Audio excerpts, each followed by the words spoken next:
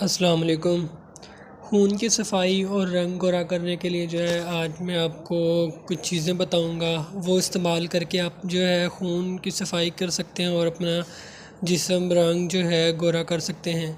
تو دراصل جو ہے خون کی خرابی، فاسٹ فوڈ، بازاری چیزیں، تلی چیزوں کا زیادہ استعمال کرنا، صفائی کا خیال نہ رکھنا، ان چیزوں کی وجہ سے جو ہے ہماری اسکن خراب ہو جاتی ہے، جسم پہ پھوڑے، پھنسیاں، خارش وغیرہ نکلنا شروع ہو جاتی ہیں۔ تو اگر آپ فریش فوڈ استعمال کریں گے، پانی استعمال زیادہ کریں گے، کم از کم 13-14 گلاس اگر دن میں پانی استعمال کرتے ہیں تو آپ کو کوئی اسکن کا، جلد کا کوئی پرابلم نہیں ہو سکتا، آپ کی اسکن جو ہے فریش رہے گی۔